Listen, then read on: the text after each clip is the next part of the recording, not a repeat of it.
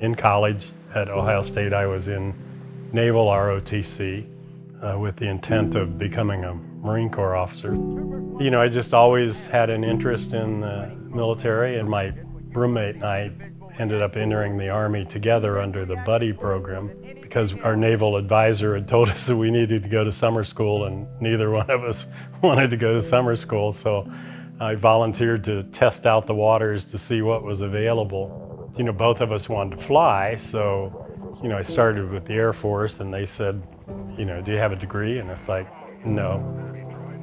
You can enlist in the Air Force for like 4 years and then maybe qualify for flight cadet training. I'm like, no, I don't think so. Remember talking to the Army recruiter, and it was basically, do you have a heartbeat? Yeah, okay, then you're good enough to go to helicopter flight school. You know, I wanted to go to Ranger school and then flight school. Got to Vietnam as a rare second lieutenant Ranger aviator. I was in Vietnam 1971 to 72. That was when everybody said the war was winding down, but apparently the NVA didn't get that memo because they were still very actively engaged. I was assigned to the 2nd of the 17th Cav, 101st Airborne. So our AO, area of operations, was the central Ashaw Valley. Alpha Troop had the northern end and Charlie Troop had the southern end. So I flew scouts in a hunter-killer team, so I was basically the bait, flying around at treetop level looking for bad guys and hoping not to find them. We flew 3 missions a day, hour and a half each time. I remember probably my 3rd day actually assigned to my unit. You know, a 51 caliber machine gun fired at us and took out a portion of a door frame where I was sitting in the windscreen, and I'm like, this is going to be interesting as the year progressed. The uncertainty was that you just got up every day and did your job. Quote Belichick, just do your job, and that's what we did.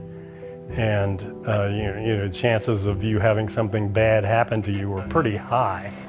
The bad happened to me 3 times, but you know, I mean, I was able to walk away, and my crew chief's able to walk away, and so you just kind of get out of town and leave the aircraft and go get another one. Came through San Francisco, obviously in uniform. It was unpleasant, you know, to be called a baby killer when you know you'd never killed a baby. After I came back, I went to Fort Dix, New Jersey. My primary assignment was I was a primary notification officer and a survivor assistance officer, so I got to go ring doorbells and tell people that their loved ones weren't coming back.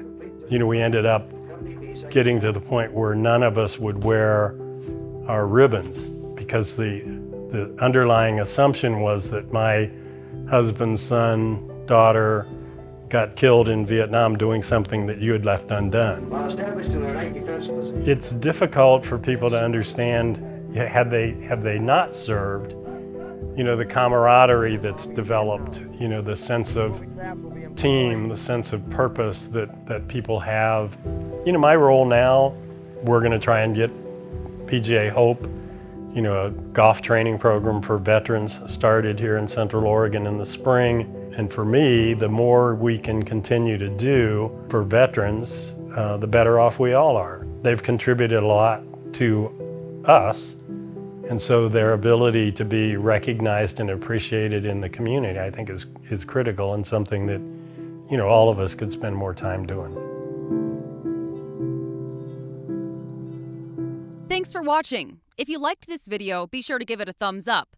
Hit the subscribe button and ring the notification bell so you don't miss out on more videos from Central Oregon Daily News. And for more news from the high desert, just visit centraloregondaily.com.